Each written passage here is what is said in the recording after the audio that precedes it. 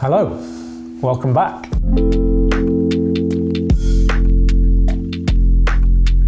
So this film's probably going to be quite long and a little bit in depth.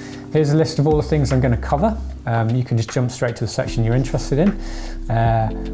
I've had this device now for a few months. I got it as soon as it came out. I wasn't able to use it straight away because the motorbike mount didn't come out for a couple of months after that. But I have been out and I have used it enough to hopefully answer some of your questions. I'm not hugely technical, so if my knowledge runs out, you may need to go and explore a little bit more, but I'll do my best. And if you do have more questions, please do fire them through in the comments. Quite often other people have got the answers and they may leave you an answer in your comment. So let's get going.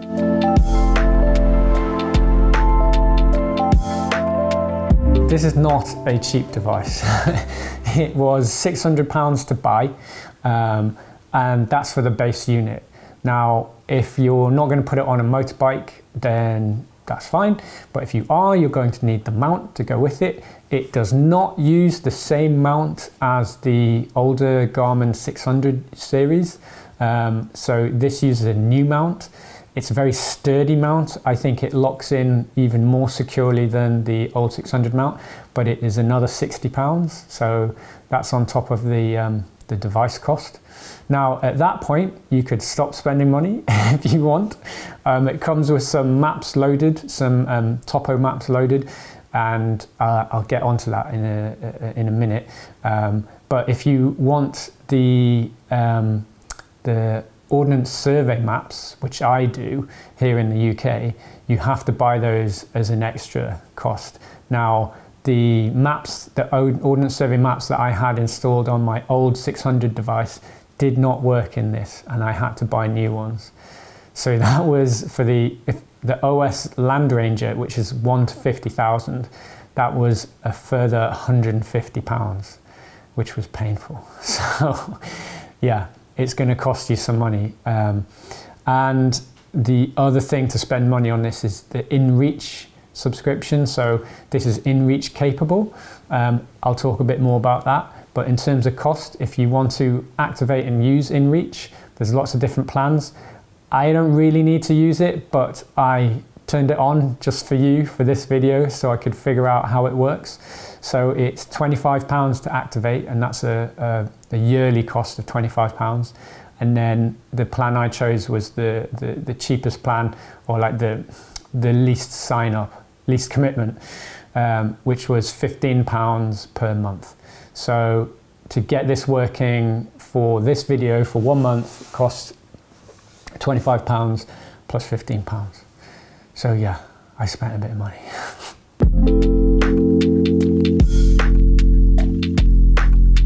This mounts really securely to your bike, I have found. It's very similar to the old 600 series. Essentially, you start with the device, and then the device, you buy a cradle from Garmin that the device clips into, and you can actually lock that into the cradle with a little screw if you want to. I generally don't do that because I want to be able to take it off the bike if I go into a cafe or something like that. But my experience is it's really bomb-proof in there. I have put a tether on it as well, and that's attached to the bike somewhere just in case it did come off, but it hasn't, and I've kind of given it a bit of abuse. So that cradle, the one that I got, is powered, so that runs power all the way down to your battery if you want to do it that way, so that when I clip it into the cradle, it just automatically starts charging up. Essentially, it's always on full charge. Also, when you're riding with it in the cradle that is powered, it's always on full brightness as well, which is pretty handy. And then that cradle, it just mounts to your bike in whatever way fits your bike. So it's an AMPS size bracket. That on my AJP PR7 mounts to the Thork Racing adapter, which then it goes into the bike. If I was going to put this on my KTM EXC, I would just mount the cradle onto the Adventure Spec Universal Mini fairing, which is up on the handlebars, but you could use a RAM mount or whatever you want. So yeah, mounts really well.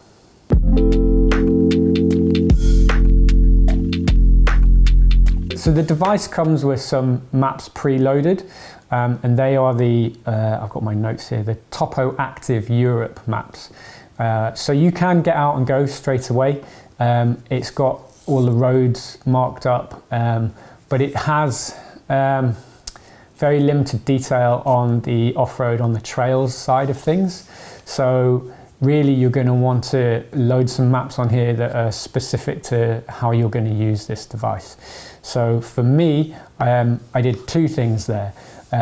First of all, I took the card out of my old 600 unit and I put it in here, and it did not work. It basically said contact the supplier of the maps. And I did a bit of research, and on the website it says that if you've got older versions of these maps, you can get in touch and they'll consider supplying you new versions. I did actually do that and they said no. So I didn't really push it. I possibly could have pushed it a bit harder, but I wouldn't really rely on that because I had the OS Land Ranger 1 to 50,000 maps on my older device, and yeah, they didn't work. So I think essentially Garmin are trying to lock in their maps to the device and make it difficult to pirate and share, which is fair enough, you know. So then I looked at the Garmin website to see how much the maps that I wanted were. And then I went and had a little cry because they are £150 for the 1 to 50,000. And if you want 1 to 25,000, it's like £350, which is just crazy. But you know, if you think about, you go into a shop and you buy the physical paper map for from Ordnance Survey, you know, that's going to cost you what, £7 per map, and that's obviously only going to get you a certain area of the country in the UK. So when you times that across the fact that you're getting the full country, then it is going to be cheaper than buying those paper maps. So yeah, cartography is expensive business apparently. So I was in touch with my friend Will Linson, and he recommended Talkie Toaster maps, which are based on the OpenStreetMap platform. So if you go to the Talkie Toaster website, I know it's a weird name, but this guy produces kind of Ordnance Survey alternatives, and they're cheap. It's like £12 to get that. And I guess the other thing to say there is because they're based on the OpenStreetMap, it's basically OpenStreetMap, as I understand it, is kind of not user generated, but user updated. It's community updated. So I was looking at the trails around here, and essentially the legal status of the trails, you can go onto the OpenStreetMap website and update that yourself. So in theory, as long as people are doing that, and you can do that yourself, that should be actually the most accurate way of finding out the legal status of trails in the UK. For me, I bought it, £12, I loaded it on, it works fine. The thing I couldn't really get my head around was I'm just so used to the Ordnance Survey mapping that I just didn't, it just looked wrong. I was like, okay, where's the byway symbols? Where's the route that looks like a UCR and all the rest of it? So yeah, it's there, I can use it, but I choose not to. I use the expensive one. Oh yeah, the other thing to say about the OpenStreetMap is that it's vector based. Again, someone might correct me on that, but essentially it means that you're not looking, whereas the Ordnance Survey Land Ranger map is like a big picture, and when it loads, it's got to load those tiles, whereas the OpenStreetMap is mathematical data. So in theory, it should load a lot faster on your device. And I'll come back to speed in a minute.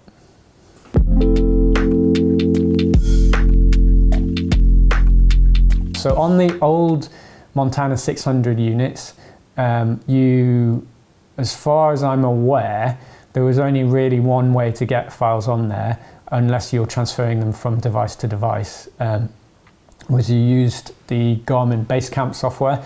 Now, some people hate that bit of software because it's a bit unintuitive and a bit clunky and it hasn't changed in a long time, but it does work. And once you kind of learn how to use it, it's great. It's a very, very powerful bit of software. And again, that's my kind of go-to for route planning, is that you would open that on your computer, you'd plan the route, and then you would plug your device into your computer and it would transfer onto your device. So that was the traditional way of doing it, and you can do all of that with this Montana 700. So this new device is wireless enabled, so you don't need to plug it into your machine, which is great. So all of a sudden you're untethered from your laptop, which means that you don't need to take your laptop with you if you were going on long journeys. And actually, although if you want to plan your route, I would still always go to Basecamp on a laptop to do that. If you just want to get a route onto this device, it is much, much easier to do than it was with the old 600s.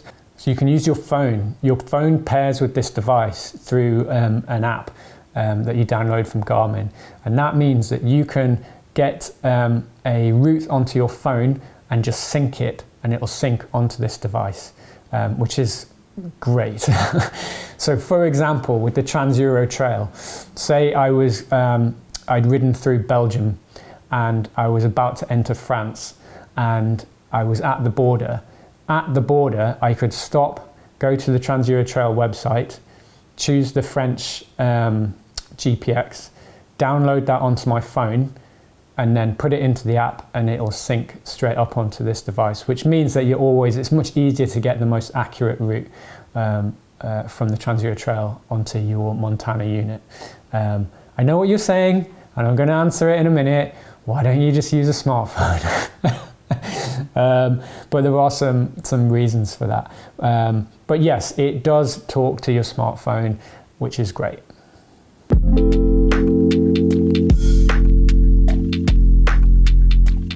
Okay, this was a very specific question that came in from someone, and I'm sorry, I don't know the answer to that. I think you may be able to, but really, if you're going to be changing your routes, I think that is something that you're probably going to want to be using Basecamp for.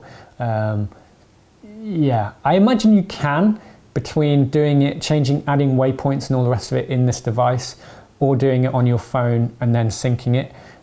But yeah, I don't think it's going to be the easiest option. Prove me wrong. Someone leave a comment if you can do it.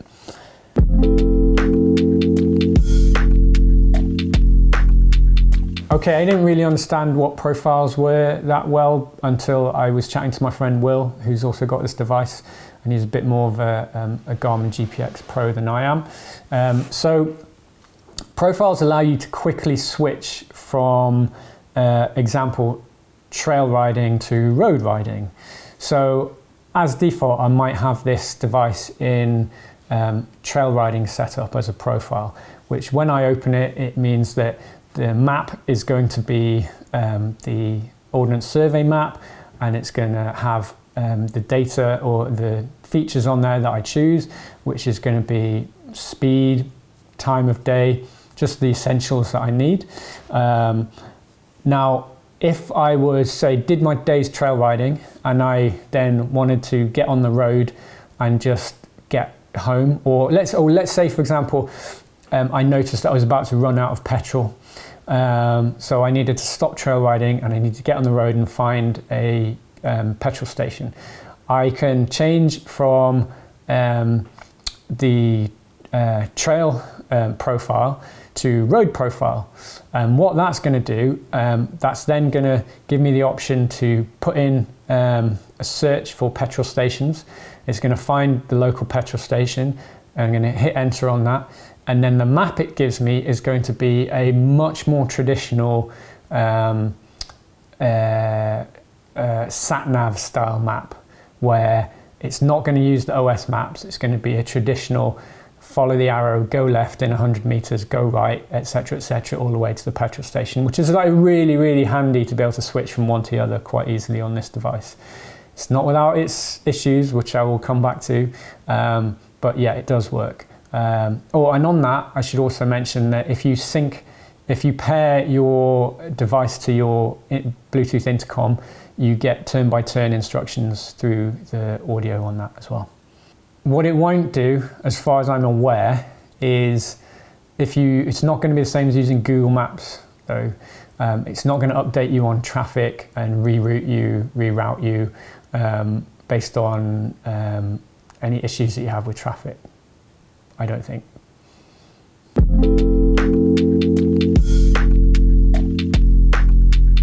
So it's pretty customizable.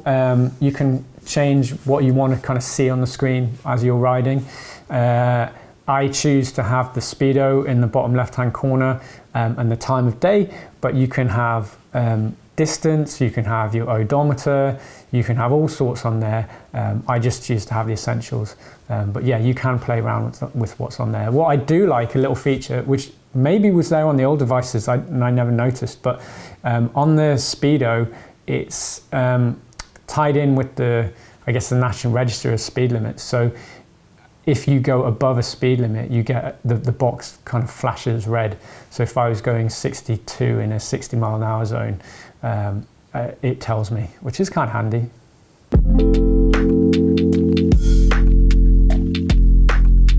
I think anyone with the Garmin Montana 600 unit, especially the older ones, is probably kind of one of the questions that they really want to know about is the speed. So my 600 unit was slow, like really slow. It was kind of slow to load the maps, and then if you zoom in and out and you scroll around, sometimes that could take a long time. Now, I don't know technically if they've changed the processor or what. I mean, you know, you'd hope that they would, but it is faster. It is a lot faster than the old 600 unit, and I'm really happy with that. It's not, if you're used to a smartphone, you might think it's not as fast as a smartphone, and that's something that I want to talk about again in a minute. But in terms of speed, black and white, is it faster than the old 600 units? Yes, it is. Even with the full OS Land Ranger map installed and the way that that's broken down into tiles, it's still faster than the old 600 unit.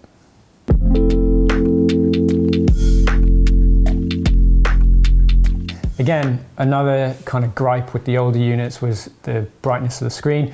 This is bright. The screen is considerably larger than the 600 unit, and it is brighter. I have put like a screen protector film on it, which I think kind of actually puts this like matte sheen on it, which dulls it down a little bit.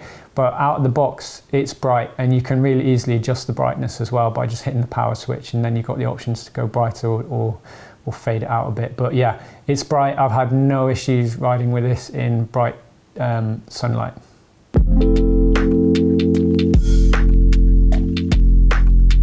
Yes, it does. Okay, so I guess that's one of the issues with using your smartphone as a sat-nav device is quite often you need special gloves with touch-sensitive fingers in, or touchscreen fingers in, or you have to take your gloves off to move stuff around. Now, this is touch-sensitive, it works really well with your finger, but it also works well with gloves. I'd say the sensitivity is not quite as high when you don't have a glove on, but I've not found it to be an issue at all. And yeah, I think, you know, that's where this device being so like niche and not trying to be a smartphone kind of is a little bit of a step ahead, because it knows that people are most likely going to be using this device with gloves in some capacity. Another issue on that in terms of the sensitivity, so will it be affected by water and rain? So I had on my motorbike a Samsung tablet, and when it rained it just went bleh, and just changed things, zoomed in, zoomed out, changed the app, all that kind of stuff. It was really difficult. Apparently I think you can actually turn that off, but I couldn't figure out how to do it. Anyway, this device, like the older 600s, not a problem at all getting wet, not had an issue at all. Again, I think you almost certainly can tone down the touchscreen sensitivity as well if you needed to, but I have not needed to.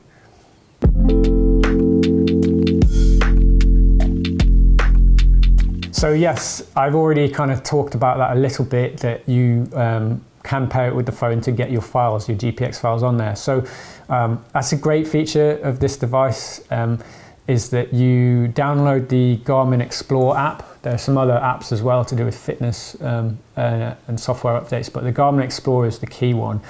And the Garmin Explore is kind of like, it's like a stripped down sat-nav app in your phone.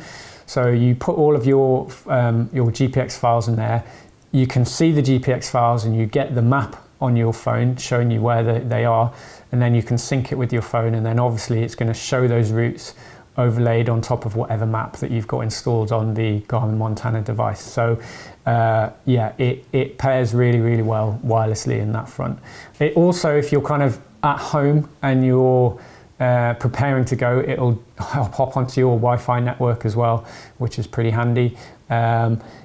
If you're out and about and you want to kind of keep it paired to your phone while you're riding, I think you get weather updates through that. And another thing that you get is if it reads the notifications of your phone and displays them on a little banner at the top of the screen. So if someone messages you while you're riding, I don't know, where are you? We've lost you at this junction or whatever. And they message that, and that arrives in your WhatsApp or your text on your phone. It appears at the top of the screen. So you can't reply through the device, but you do get that notification, which I found pretty handy. Again, if you're riding to get away from all that, you're probably going to want to turn that off. But yeah, I find it pretty handy.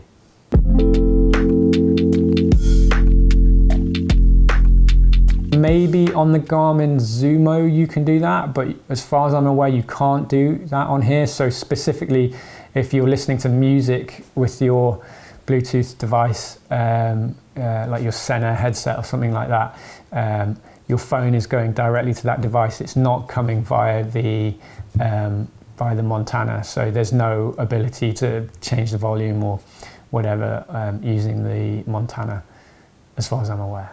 If you can do that, let me know, because I'd love to be able to do that.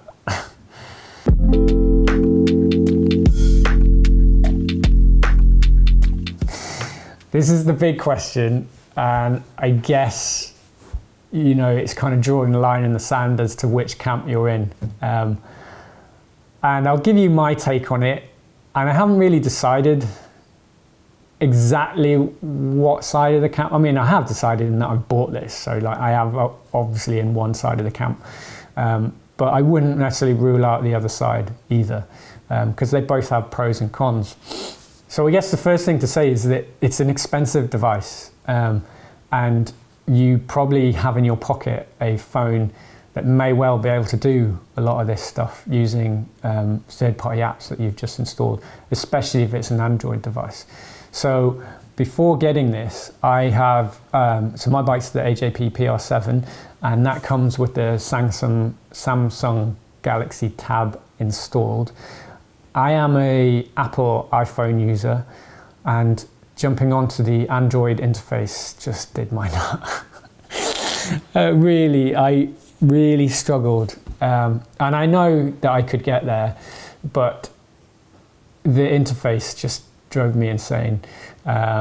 So that was one thing that kind of frustrated me. Now, if you're an Android user and that's your kind of native format and you're used to it, then yeah, there's apps, navigation apps that are great on that Android setup, such as Drive Mode, which comes installed on the AJP PR7 device, but is obviously anyone can get that. Like Drive Mode is a really, really impressive navigation app.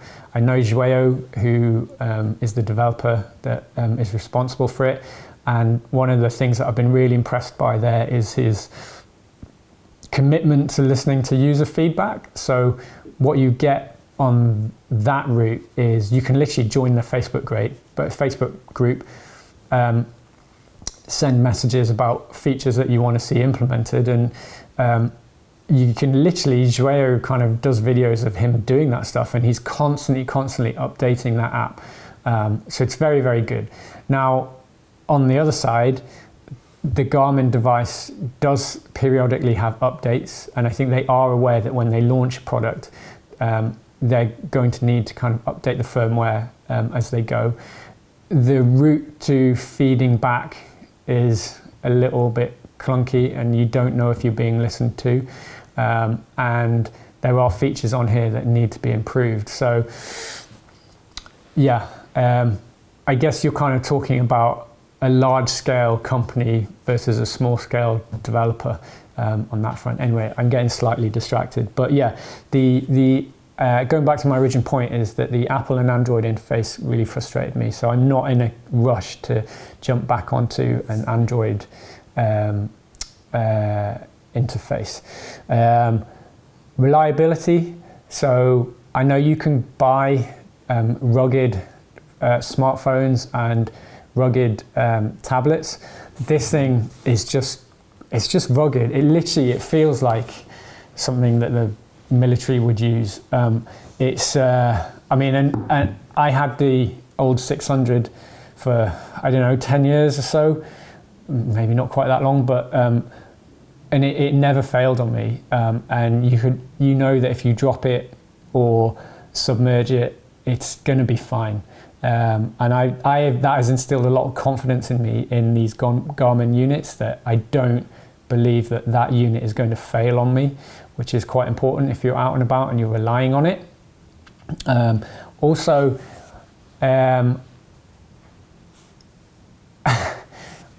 Also, the 600 unit that I had lasted me a long time, and I'm not convinced that a smartphone will have the not just durability in terms of not breaking, but the lifespan in terms of speed and reliability as one of these units. So I think, I hope, I believe that I will still be using this Garmin Montana 700 unit in 5, 6, 7, 8 years time. So I think I'm going to get a lot of life out of it, which I don't know if I would say the same about a smartphone, even a rugged smartphone. So the other thing is that even if you have a smartphone in your pocket that can do everything you need it to do, really the best place for that smartphone is in your pocket. If you come off the bike or the bike has some incident, whatever, essentially if you need help and your means of getting help is attached to the bike and you're not with the bike, that's a problem. So even if you had an Android device that did all of your navigation, I still think you would want another communication device on your person for an emergency. So that's another reason to say, okay, I've got my iPhone in my pocket and I've got this strapped to my bike. I think it does one thing well, and it doesn't try to do the other stuff. So it knows that it is a navigation device and it's not trying to do a whole plethora of other things, apart from the InReach feature, which I'll come on to in a minute.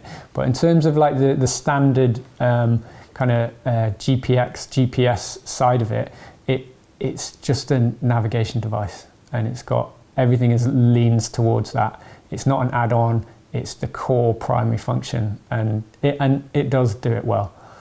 One caveat to this is if I was going off on a big round the world trip, I think if you did choose to use a really tough, rugged, not necessarily smartphone, but a tablet such as the Carpe tablet that Thork Racing sell, you're going to get a mini computer along with it. So I could definitely see a scenario where in that option I would stop off at a campsite or whatever, get off the bike, take the tablet off into my tent, and I could use that as just as a traditional tablet. So I could download my pictures, I could update my social profiles, I could use it to plan routes and all the rest of it. So I definitely think there is a space for using a tablet as opposed to something like this.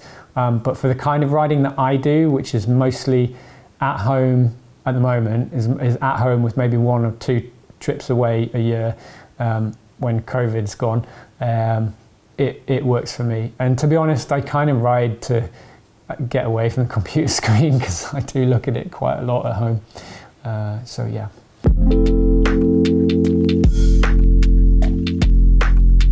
InReach is a new feature to these Montana units that the 600 doesn't have. So Garmin have dedicated InReach units, and InReach is essentially a satellite communication system. So rather than sending a text message or WhatsApp message or whatever in your traditional format that you do on your phone, which requires some kind of cellular connection, InReach works through a different satellite connection, which works in many places where a mobile phone does not work. So you do not need to have mobile phone reception for InReach to work.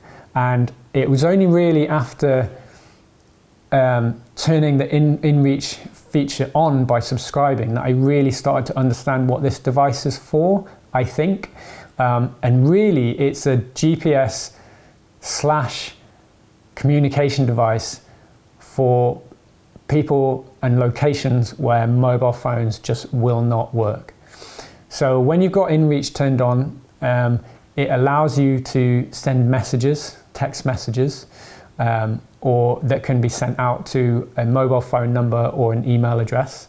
So I could send a message to my wife and say, yes, I'm fine, I'm going to be here, X, Y, and Z. And that would arrive on her phone in a text message, and also arrive in her email inbox. The other thing that InReach does is I can ping my location, and I can do that manually or automatically, so that she can, so let's use my wife as an example, she can constantly see on a map where I am, which gives peace of mind and safety. And then the other really important thing is the SOS function. So the device has an SOS button on the side of it. So if you have the subscription to InReach and you get into trouble and you can't phone mountain rescue because you've got no mobile phone reception, you push that button. I haven't pushed it yet, so I don't know exactly what happens, and I hope never to have to push it. But essentially at that point, someone in the InReach team will pick it up and coordinate a rescue to your location. I suspect that they will communicate to you through your device and ask you questions that you can reply to through messages, not through audio.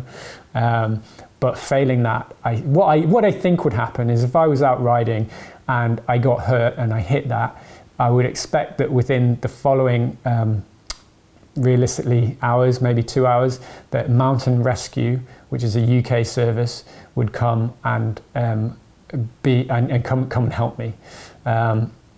The thing to think about that as well, though, is that you're not, although you have that subscription, there are different levels of subscription that you can have.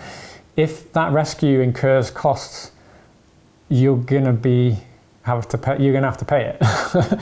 So if they send out some great big helicopter at like £1,000 a minute or something like that, you better hope that you've got, or you better make sure that you've got some kind of insurance cover that helps pay that, especially if you're traveling abroad.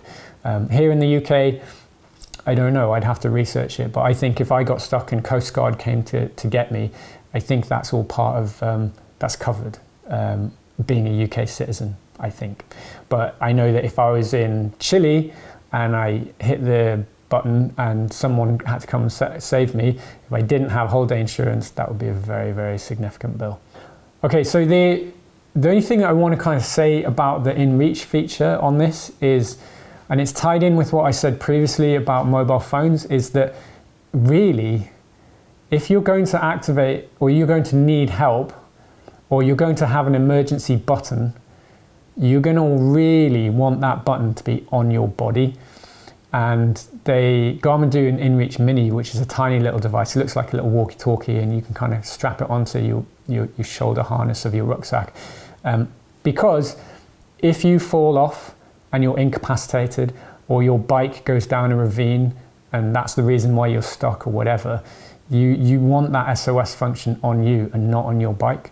So having the SOS function on the device is great if you're a walker and you're always going to have this device on you. But if you're going to strap this device onto your bike, that's definitely something to be aware of. Whether or not you'd be better off buying the version of this that does not have InReach and using that money that you saved for the InReach Mini, which is going to be on your body. Having said that, I think that you can also activate the SOS function through your phone. So if you're on, if your bike is, I don't know, 50 meters away, you may be able to use your phone to activate the InReach SOS. I have not tested it, so don't take my word on that.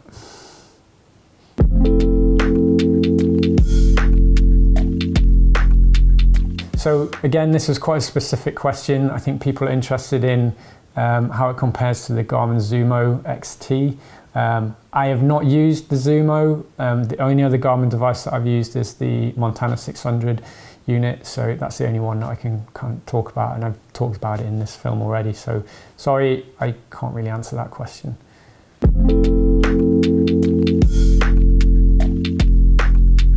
If you're doing a roadbook rally, the key things you're going to need are a roadbook and a trip meter, and if you're getting serious about it, a compass for your cap headings. So the device does not show any kind of roadbook information, so no, it's not going to do that. It does have a trip meter, odometer feature in it, but in my experience, it's very frustrating to reset. So if you're doing a rally, you're constantly, you overshoot a waypoint by 100 meters and you've got to go back. You need to reset your trip meter. This device is not that easy to do, unless I'm missing something. So yeah, if you're going to be doing roadbook stuff, I wouldn't be looking at this as an accompanying device.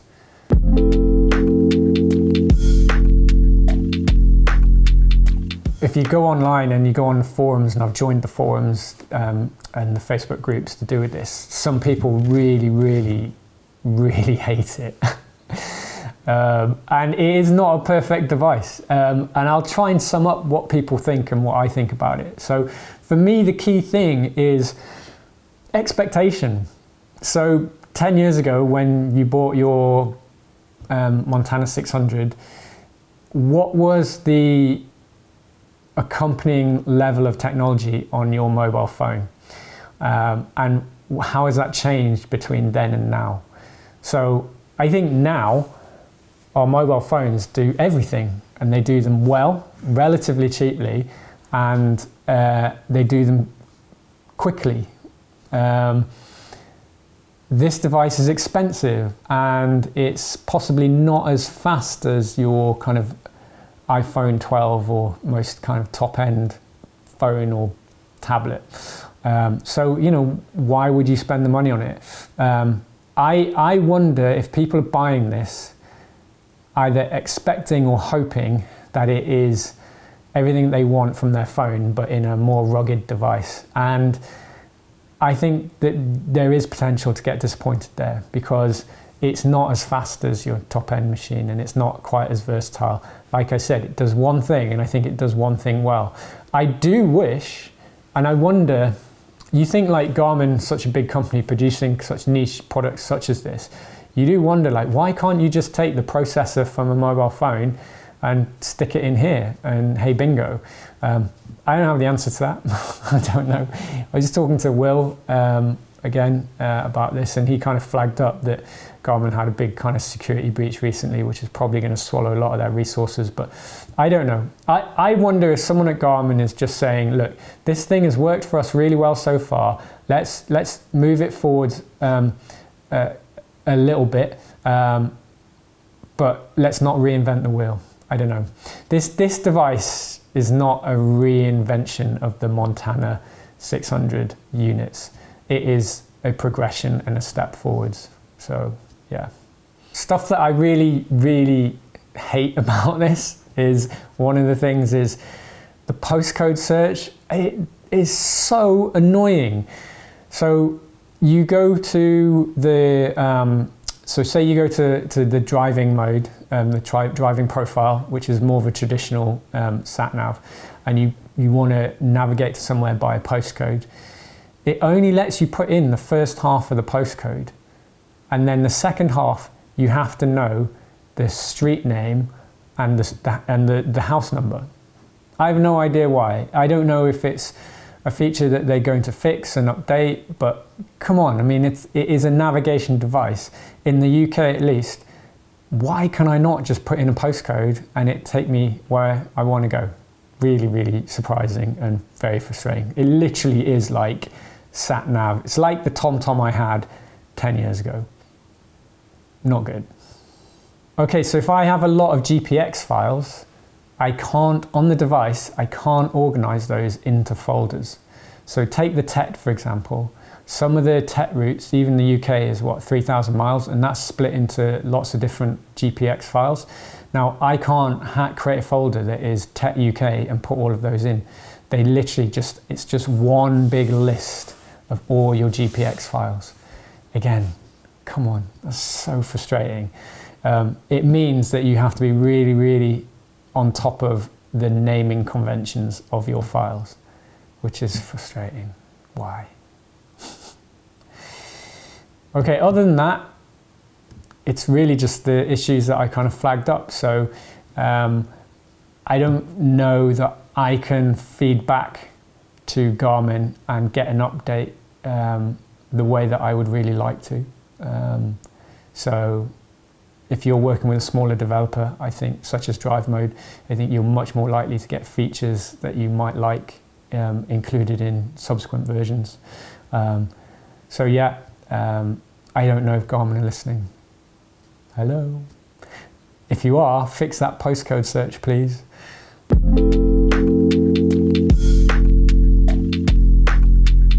Should I buy one? Should I buy one? Should I buy one? Well, I've bought one. Should you buy one? Well, I don't think you should really do anything. I say you should make your own mind up for it. But I am happy with my device. I've spent a lot of money on it. I probably, when I bought it, one of the other ones that I was looking at was the Carpe Iter, the hardcore tablet device that you can buy at Thork Racing. I was looking at that. And the reason why I didn't, that retails for about 700 quid, I think, something like that, maybe a bit more, 800 pounds. And I was like, I don't know if I can bring myself to spend that much money on an Android device. And so I did choose to spend my money on this instead. But really, once I put all the maps and all of the rest of it on, I've probably spent more or less the same amount of money. I like it. I like the fact that it does one thing well and it doesn't get distracted by all the rest of it. When I get on my bike and I go riding, I just want to go riding, and this helps me to know where to go. It doesn't help me get my emails. It doesn't help me update my Instagram. It doesn't help me watch YouTube videos. For my style of riding right now, riding from home on days out, that's great. And I'm really happy with that. And I am really confident that this thing is going to be working for me for the next 5, 6, 7, 8 years. I'm confident I'm not going to break it. If I was going on a round the world trip, maybe it'd be different. Maybe I would want access to all that other stuff, and a good rugged tablet would tick the box for that. But yeah, should I buy one? Should you buy one? I don't know. Ask me more questions. Leave more comments. I think for trail riding, it's fantastic, but just be aware that it's expensive and the maps are expensive. Okay. Hopefully that answers your questions. Like I said, it's a long video. If you have more questions, file them over. Again, I will try and answer them. If you like this and you've made it to the end, well done. Especially if you don't know who I am, you've not seen any of my other stuff. If you want to see my other stuff, subscribe. Not all my videos are this long. They often include a lot more riding in them. than this one does. But yeah, this was very specific about this product because I know people wanted to find out. Thank you for your time. I will see you soon. Bye.